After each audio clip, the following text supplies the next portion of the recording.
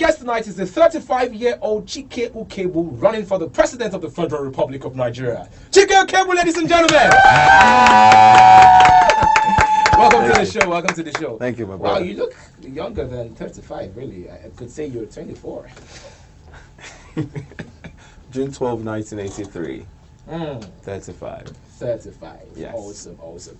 So let's get straight into it. Obviously, there's no time. Like, there's a lot we need to talk about. Yep. Buhari is 75, you're 35. So it means that if Buhari had a son when he was 20 years old and his son had another son, it means Buhari is old enough to be your grandfather. Why do you want to run for president alongside with someone as old as your grandfather?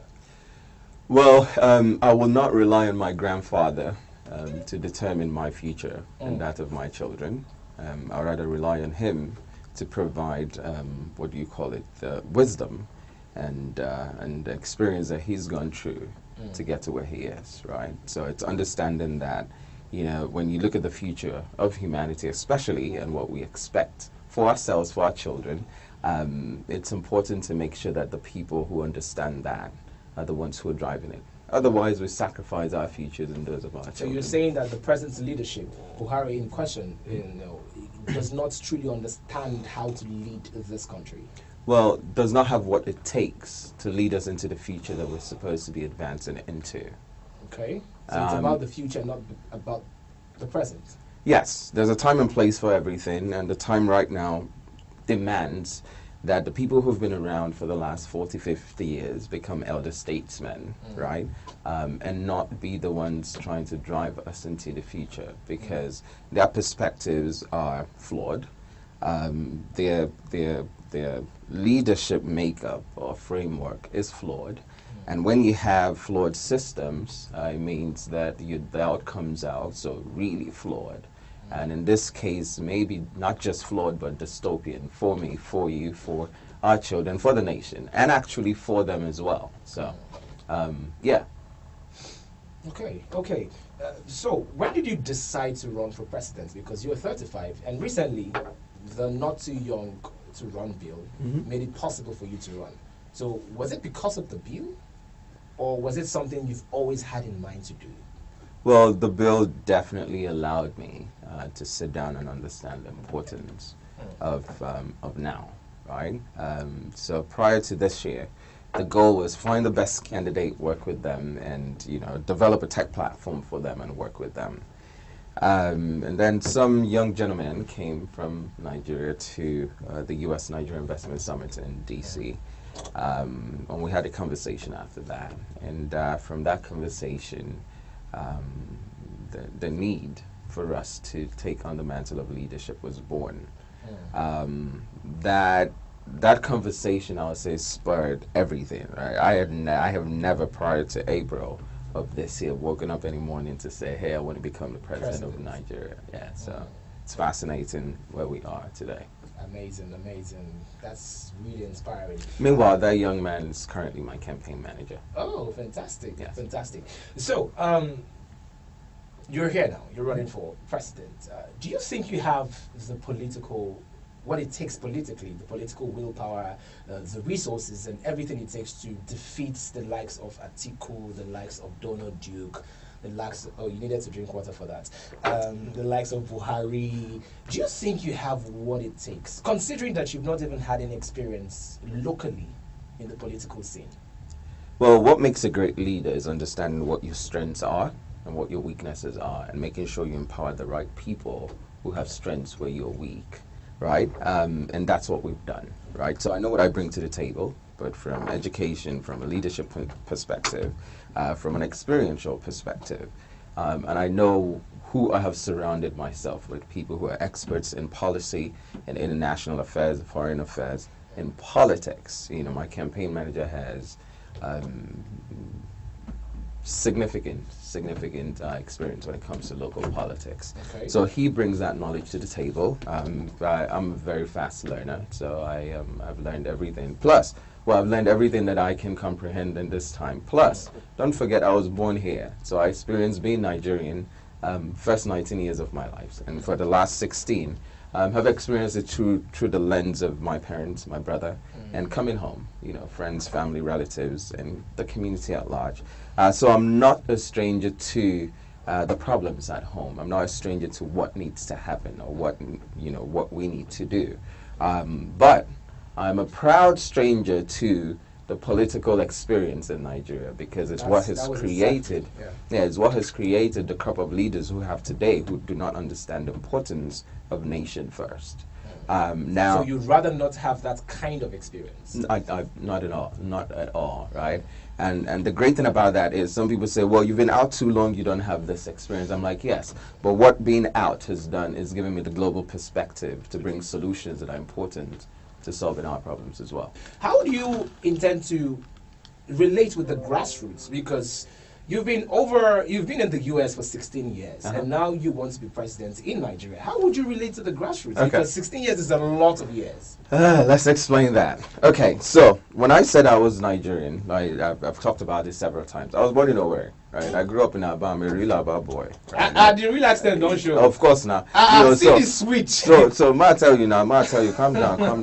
Right, so what being an Aba boy teaches you, and you can ask any Aba boy anywhere, is you understand the processes, right? So I carry bucket for head, go fetch water. I put dirty for head, go throw away. I'm like, all of that stuff. We went to the farm to farm the corn and the yam and the cassava. We did all of that. We fetched firewood. We blowed the so charcoal. Just packaging. Everything. Packaging.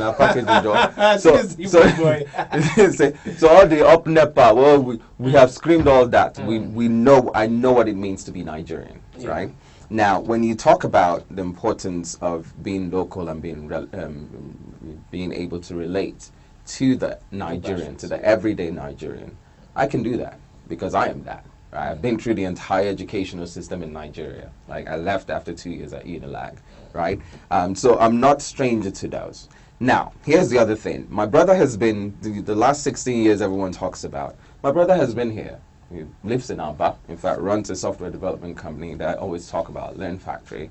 Now, when you talk about how dirty the game is and having that experience, no, that's what I need a party for. That's why I need to make sure that the people who are around me have not been out for 16 years, even though I need people like that as well that can bring on that global perspective that I talk about. Because here's where diversity becomes extremely important.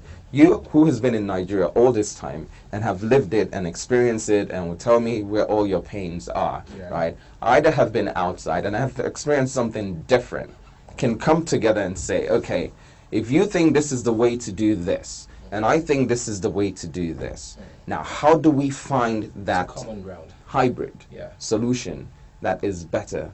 Because our perspectives have come together to solve the problem. Now let's talk about parties. Apparently, we have two major political parties. Yeah, and PDP, 8 to 9 others.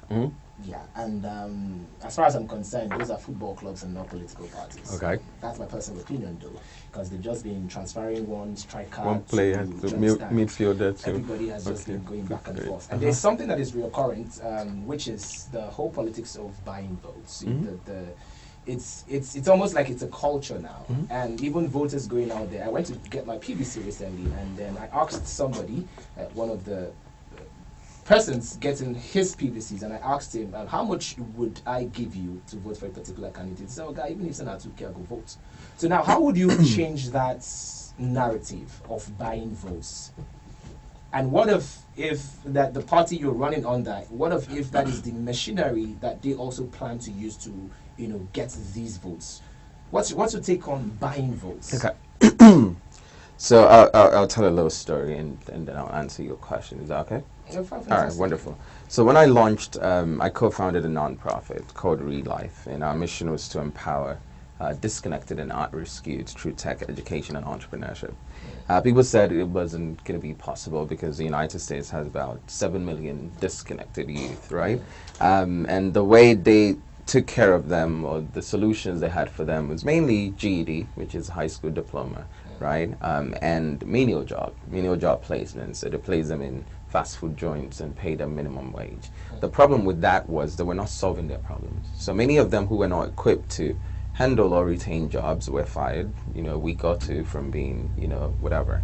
Now, but the main problem was not being solved, right? You're not you haven't engaged them properly because you have only I call them band-aid solutions. Okay. Right? Nobody was asking what the real questions were. So for the young people, whether formerly incarcerated, foster care, homeless, who were doing drugs, they kept doing drugs, right? They dealt in drugs because they needed to make money, you know, to take care of their livelihood.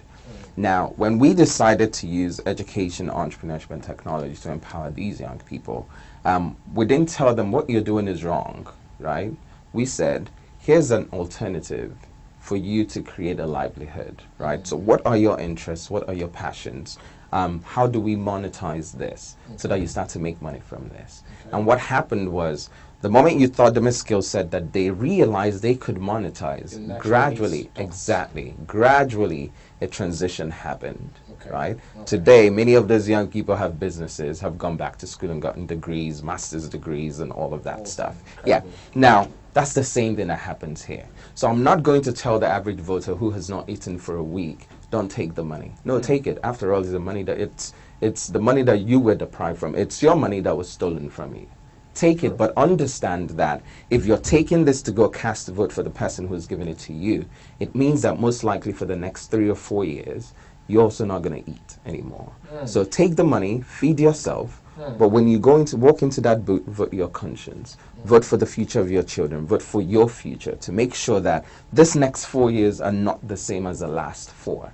If you do not think that your life today is better than it was 4 years ago, then there's no reason why you should be voting for anybody who's bribing you to buy your vote. But take the money, it's yours. Okay. So, you heard it. Chike said, take the money. So yeah, take the money, but vote for your conscience. Yeah. Awesome. So what is the core message of your campaign? What are you focusing on? Because from building an amazing Nigeria.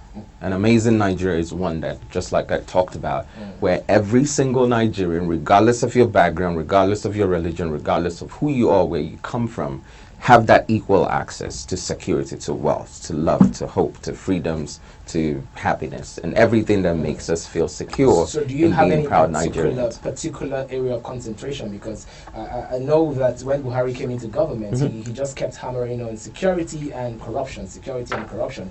I don't even know how far he's gone with the corruption. What do you have to say about his corruption fight? Because it looks as if once somebody becomes from the PDP, someone that was... They become corrupt. No, exactly. If they come from the PDP back to the APC, they become innocent. Recently, you saw the pictures, photos of Buhari meeting Ojus Okalu, and then this is the same Ojus Okalu that the EFCC have been hunting for several years. It happened with Akpabio too. They've been hunting him, and all of a sudden, once they get back to the APC, they become saints. So do you really think Buhari is sincere with his corruption fight? Okay, so you asked me 2 questions. I'll answer the first one and I'll come back to that. Now, with what we plan to do, right, if you've been following, right, you realize that we put out this 4-point solution. It's 1, feed the people, 2, invest in our well-being, invest in their ideas, invest in our future.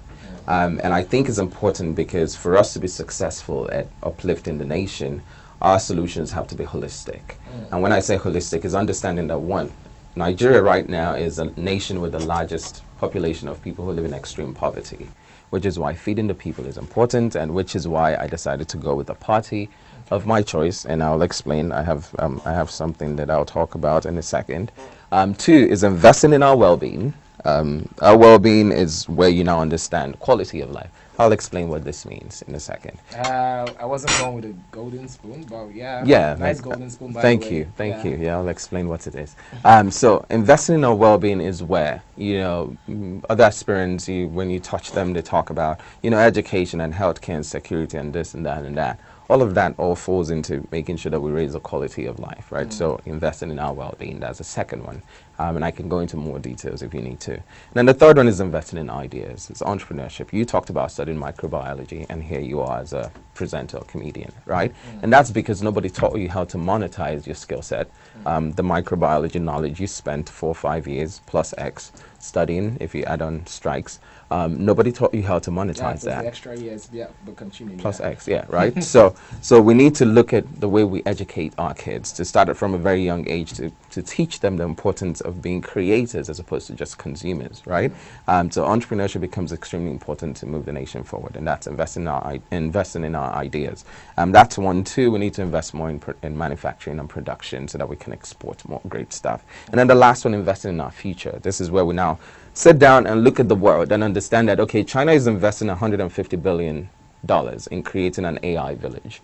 The US is doing whatever it needs to do. Europe, everyone is on this crazy journey or whatever in embracing the fourth industrial revolution. And Africa is not doing much about it, right? So how do we make sure that we are walking into a future that we're prepared for, that we can actually lead innovation in, you know, we have a prepared workforce, like young people, workforce, all of that, right? So that's investing in our future.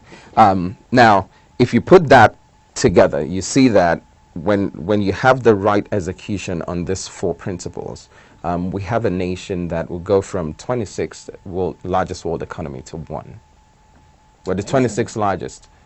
Even though we're a nation where more than 50% of our people do not even have electricity. Imagine what will happen if we had 100% electrification, right? And we're not talking about all the other processes that are wrong, or all the other negative stereotypes or stigmas that we have right now. So do you have anybody that is like one of the vice presidents, Saraki? Do you have anybody that you think that might have an inclination or have an idea as to what proper leadership should be? Well, like I said, right, I don't think there are people who are bad. I don't think that all of them are bad. Like I said, is what you don't know, you do not know. I never said they were bad, but I'm just saying that. And just like you asked, most of them are clueless. No, so like I said, just like you asked why I didn't start from a lower position, and I said it will stifle whatever goodness I have, because the head does not get it. Even if there's any other person in between who understands that ignorance, the ignorance that surrounds you stifles you. So if the vice president has great ideas, has wonderful, brilliant ideas for the nation, but he's embedded in a system that does not share that ideology, It will never work. regardless of how great the ideas are, it will constantly be stifled. Fantastic, fantastic. And that leads me to the final question. Obviously, you need people of similar mindsets to function. You can't just necessarily do it alone. So now, amongst all the candidates we have Shawore, we have Donald Duke, we have Fela Durotoye, Kinsley Moalu, all of them. These are great people, in my opinion. Would you ever consider presenting a united front, like merging with any of those candidates? Would you consider maybe one of them as a running mate, or you being a running mate to one of them, just to present a united front? Because PDP and APC, those guys they have deep pockets, and the truth of the matter is, it's never going to be easy to defeat those parties with the current ideologies that are on ground. You're only bringing in something, you're bringing in the global perspective, but to the guy on the streets who is hungry, those are the two parties that they've known all their lives. So how would you guys present? Would you consider presenting a united front to defeat these major parties? Sure. I've always been about collaboration. I love collaboration when it's effective and achieves, and it's meant to achieve a strategic and a great goal, right? I'm not against alliances, but the alliances have to share the same ideology. So do you have anybody in mind? Now, I'll come back to that. Now, if I've gotten this question a few times, and I say the same thing. I say, if the common goal is let's just get rid of these people, and that is what's uniting the people, I don't want to be part of that. So are you saying that because the present coalition, that the United Front, that Shawore, I think Fela Durotoye, and a whole lot of a couple of I'm not saying that. What I'm saying is I was not there, so I can't tell you what was talked about. I can tell you what their ideologies are or ideology is. But if the common uniting factor there is, we just want to get rid of the people there, they may succeed in doing that. But the truth is they become an exact replica of what they've gotten rid of, because there's no shared ideology. So I'm happy to sit down with anyone to talk about collaboration, as long as our ideologies match up. Because it's important to me that when we get there, because my reputation is at stake, but the lives of the people, which is more important, is even at stake, is more at stake. I don't want to deal with, we bickering about, oh, well, no, we should, do we go to war, do we not? No, because prior to getting there, we already have a shared ideology. So we amplify or accelerate the rate of solution implementation or execution that we have. Fantastic, fantastic. Chike Ukaegbu, ladies and gentlemen. Woo! Thank you so very much. Thank you so very much. You definitely. Oh yes. There's a whole lot of things we need to talk about. I think this was my own. No, hold on. The problem. That's the corruption we're talking about. Please let me have my spoon back. So this actually is a symbol of the party that I have aligned with. Amazing. And the golden spoon, right? So people ask, people have been asking me, what platform are you going to run with? It's called AAP, Advanced Allied Party. And the reason why we decided to go with them, it's like I talked about, ideologies have to be, in sync. That's one. Two, you have to have a structure that you bring to the table that I don't have to complement what I bring to the table. Technology, the vision, the ideology, blah, blah, blah, expertise, global perspective, and all that. And we found that in AAP because the formation of AAP comprises of the National Youth Council, several civil societies and trade unions, women organizations as well. So in a couple of weeks when we officially launch, you will see that, and this is, I'm not joking with you, we had to verify stuff. We would actually have the largest structure across the nation. And of course, they had to be youth focused, right? So it's, I'm excited, I'm very, very excited. AAP, their mantra is make life better.